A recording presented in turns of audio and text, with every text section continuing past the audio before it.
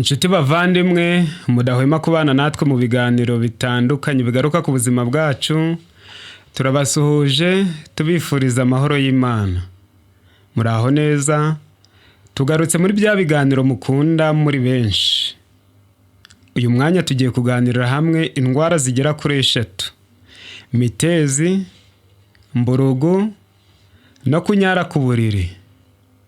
Mitezi ugenekereje mu Gifaransa cyangwa mu ndimi z'amahanga niyo bita gonorrhea, mburugu bakayita syphilis, ndetse kunyara ku buriri mu ndimi z'amahanga cyangwa se muri siyanse nibyo bita uneresis cyangwa uneresia.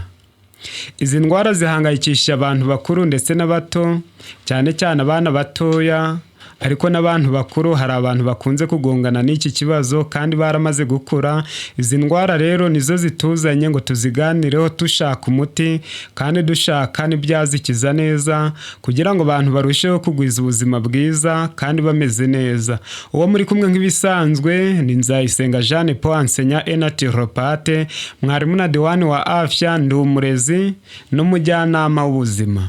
Niba mwibanira natwe buri munsi mu biganiro twishimira kubagezaho, muri abanyamugisha kuko impanuro tubasangiza buri munsi zamaze kubageza ku rwego rwiza kandi rushimishije rw'ubuzima. Ntimugakure urushinge rwanyu kuri uyu muyoboro kuko muzarushaho kugezwaho byinshi. Noneho nk'uko nari mbabwiye, uyu mwanya tugiye kuganira ku ndwara ya syphilis, gonorrhea, ubwo ni imitezi na mburugu, ndetse no kunyara ku buriri icyo bita uneresia. Nibura abantu bahanganye n'ibi ngibi ku buryo babasha kuzisezeraho kandi bakabasha kugira ubuzima bwiza. Umuti tuganirira hamwe w'izi ndwara zose, ubwo turababwira uko mwawukoresha turi gusoza iki kiganiro. Ni amababi ya cyprès ndetse n'intete za cyprès, cyangwa se amababi ya cyprès ndetse n'imbuto za cyprès. Cyprès yenda ugenekereje mu Kinyarwanda bamwe bayita umuzonobari, hari abandi bayita umubunda, mbese biterwa n'aho utuye, ariko menya ko ari cyprès cyangwa se cypress mu ndimi z'amahanga, aho ni nko mu Cyongereza. Cyprès byo murabyumva ko ari Igifaransa, uretse ko bagenekereza bakavuga cyprès bashatse kubisanisha n'Ikinyarwanda. Turahera ku mumaro w'amababi ya cyprès, nibyo bita Cupressus sumpavilensis mu ndimi z'amahanga cyangwa se muri siyanse. Amababi ya cyprès amaze iki? Ku bantu bakunda gusoma Bibiliya ndetse n'ibitabo bigaruka ku iyobokamana, hari inkuru izwi mu mateka ngo igihe Yesu yaririraga mu gashyamba ka Getsemani, bigaragara yuko abantu bose bamuhanye ahanganye n'umubabaro we wenyine, ari we uwiyikorereye, nta wundi muntu wabasha kumufasha. Murabizi yari yitaruye n'abigishwa be bari bamwitaje. Mbega byari ijoro ry'icuraburindi ku buzima bw'umwami Yesu. N'inyenyeri zarijimye n'ukwezi kwarijimye, bisa nkaho ahanganye n'ibibazo bye. Icyo gihe ibiti ngo byamugiriye imbabazi bikifatanya nawe bikarira. Ni icyo bita imizonobari cyangwa se cypress mu ndimi z'amahanga. Ku bw'ibyo rero abahanga ndetse n'inzobere muri religion ndetse no mu binyabuzima bavuga yuko ibi biti birimo imbaraga z'Imana mu kuvura no gukiza indwara nyinshi, kuko nk'ubushake bw'Imana bwatumye ibi biti byifatanya n'umwana wayo wari wenda gucungura abari mu isi. Ntibyagarukiye aho ngaho, no mu buzima tubayeho bwa buri munsi ibi biti byagufasha bikagukiza bikagucungura ku ndwara urwaye zitandukanye. Umumaro wa mbere w'amababi ya cyprès ni ukuzibura inzira z'inkari. Mu kuzibura inzira z'inkari ni muri ubu buryo: ushobora gufata utubabi dukeya twa cyprès ukadusekura, wamara kudusekura ugafataho nk'ikiyiko cy'amababi wasekuye ukakivanga na 1/3 cy'amazi yaseruye, nibura bikamarana hagati y'iminota 5 n'iminota 7. Hanyuma aka kanyobwa ukakanywa mu gitondo cyangwa nimugoroba wenda kuryama. Ibi bigira imbaraga zo gusukura uruhago, impyiko ndetse n'imiyoboro y'inkari ari isohora hanze cyangwa se ivuye mu ruhago. Uyu muti ntabwo ugoye, murabona ko woroshye cyane, nta n'ibindi usabwa kuvangamo. Icyo kora ushobora kuvangamo na tangawizi nta kibazo, ariko ntabwo ari itegeko. Kimwe nuko wakamuriramo indimu, ariko aha naho ntabwo ari itegeko. Amababi ya sipure agira imbaraga yo kuvura kubabara umutwe. Abantu benshi muri iki gihe bitewe no kunywa isukari nyinshi, isukari nyinshi niyo itunga urutoki cyane mu ndwara z'umutwe w'iki gihe, hagakurikiraho gukoresha umunyu mwinshi ndetse n'amavuta, kandi biragaragara yuko abantu babasha guhunga ibingibi ari ingerere kuri iyi si, ariko amababi ya sipure yabasha kubivura neza. Ibi biterwa nuko akize ku binyabutabire bita alpha pinene, limonene, cedrole na flavonoide. Ibi binyabutabire byose, ibyo kurya byose bibikizeho cyangwa se ibiti byose bikize kuri ibi binyabutabire bibasha kuvura kubabara umutwe. Ku mwanya wa gatatu, amababi ya sipure akiza ibicurane bitewe nuko n'ubundi akize ku binyabutabire bya alpha pinene, bya delta ya gatatu karene ndetse na limonene ndetse n'amavuta y'ingenzi icyo bita essential oils cyangwa se les huiles essentielles. Ibi byose bigira imbaraga zo kuvura ibicurane kuko biyungurura cyangwa se bihanagura imyanya y'ubuhumekero yose. Ibi rero bigira imbaraga zo guhanagura imyanya y'ubuhumekero, bivura n'ibicurane maze umuntu akagubwa neza kandi mu gihe gitoya. Ku mwanya wa kane, ibingibi bigira imbaraga zo kuvura inkorora bitewe n'ubundi nuko bikize kuri cedrole, alpha pinene na terpinene, all. Ibi binyabutabire byose bigira imbaraga zo gutuma inkorora icika igikororwa maze umuntu ntiyongere kubura uko akorora cyangwa se yenda ntabashe gukonkoma bitewe no gukoresha ibingibi. Gusa ku bantu bashaka kwivura inkorora ndetse n'ibicurane nabo babikora muri ubu buryo. Bafata utubabi dukeya twa sipure bakadusekura, bamara kudusekura twabaye nk'agapondo, bagafata akayiko gatoya bakakavanga na 1/3 cy'amazi yaseruye, hanyuma uyu muti ubonetse bagafata akayiko bakakanywa buri minota 30, buri minota 30, nibura bakarangiza nk'amasaha 6. Amasaha 6 gusa inkorora n'ibicurane biba byagabanutse, kuri bamwe biba byakize. Icyakora nubikora ntubikire, uzongera ubikore umunsi ukurikiyeho kandi nzi yuko uzagera ku ntego nziza. Aya mababi ya sipure agira imbaraga kandi zo gukiza icyo bita bronchite. Bronchite ni icyo bita indwara y'imiyoboro y'umwuka, hari n'abayita indwara nyine y'imiyoboro ijyana imiyoboro ishamikiye ku bihaha. Ibi byose biterwa nuko n'ubundi amababi ya sipure akize kuri alpha pinene, cedrole, flavonoide na tannine.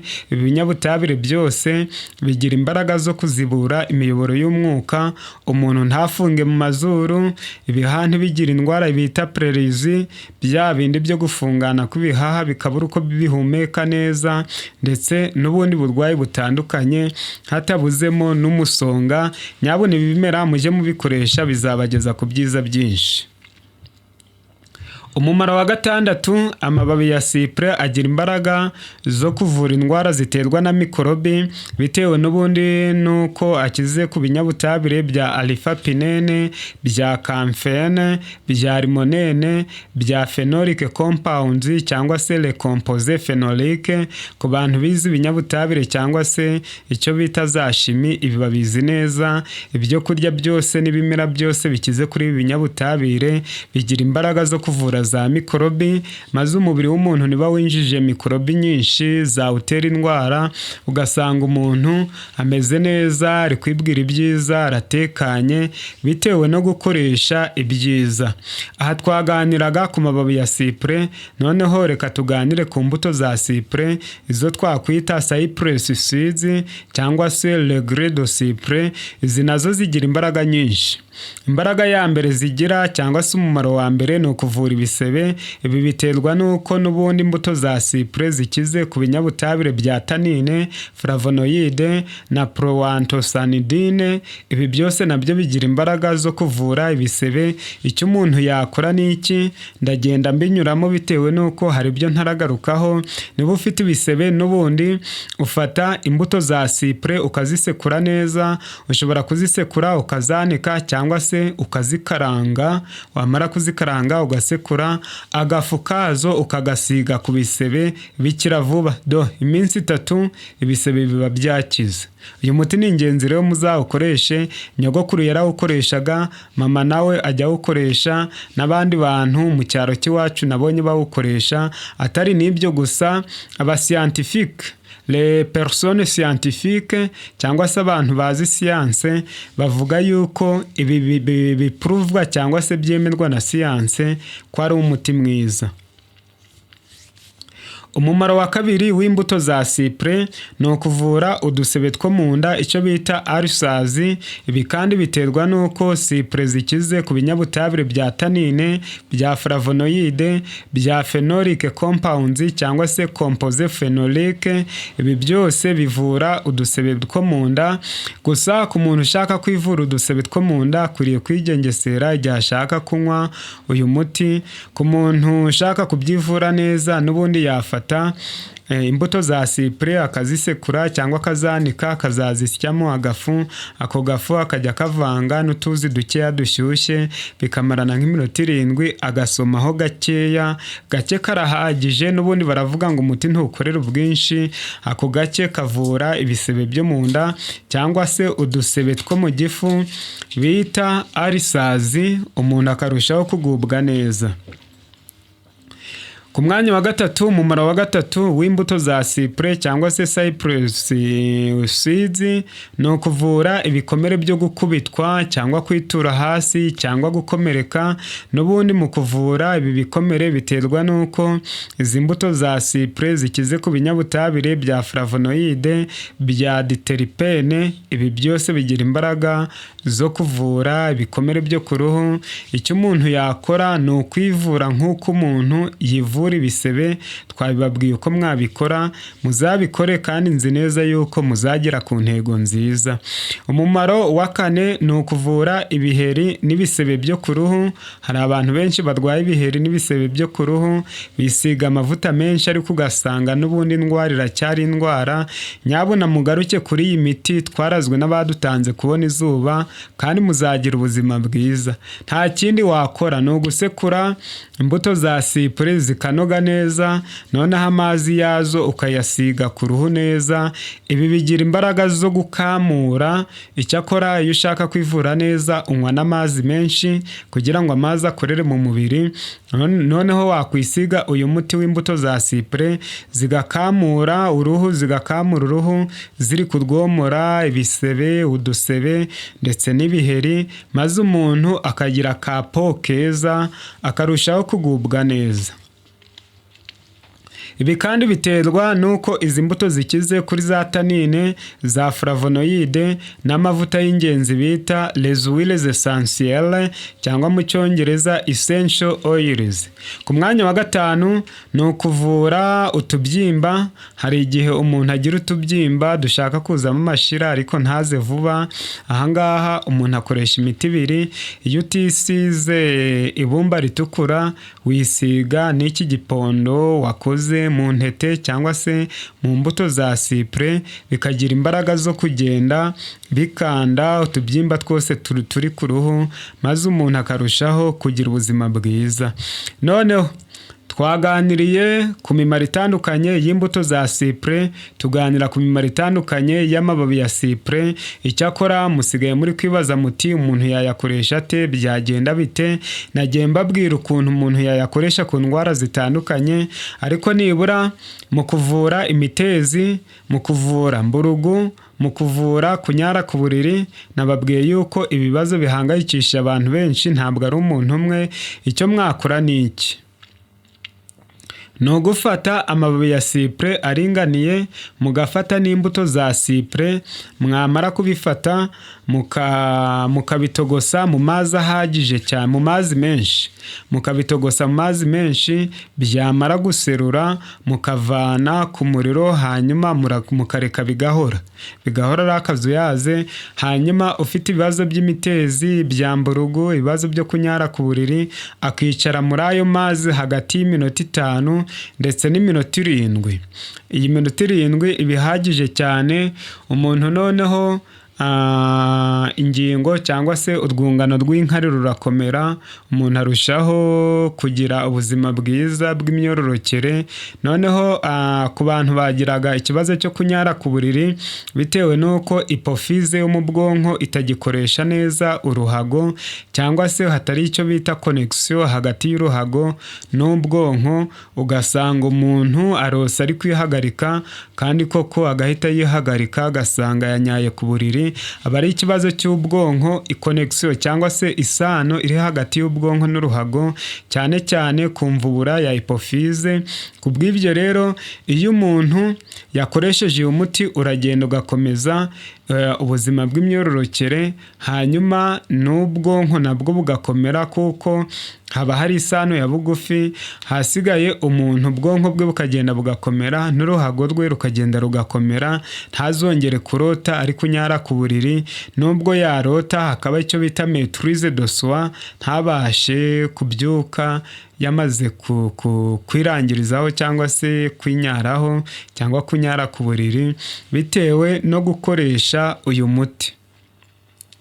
Gusa ku bantu bagira ibibazo hari ibindi bintu bibamburira ubuzima cyangwa se bitatuma bagira ubuzima bwiza. Icyo bakwiriye gukora kugira ngo barusheho kwigoboka ni ukwirinda kunywa ibinyobwa byinshi nimugoroba.